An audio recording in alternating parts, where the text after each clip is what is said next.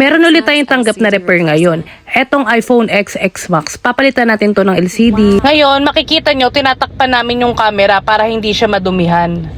After nyan, tatanggalin na natin tong mga screw para mabaklas na natin tong LCD.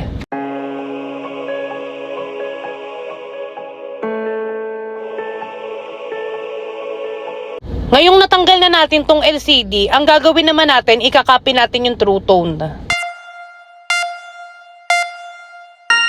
Makikita nyo ngayon, success na, nakopy na natin. Next naman, etong nakopy natin na True Tone, ililipat naman natin siya dito sa bagong LCD. Kaya natin to ginagawa para itong LCD na ikakabit natin, meron pa rin siyang True Tone. Kahit replacement LCD na siya. And ayan po, success na rin po, nakopy na rin natin.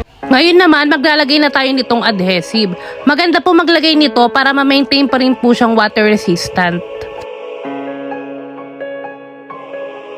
Natapos na siyang lagyan, kaya ngayon, babalik na natin yung mga parts na tinanggal natin.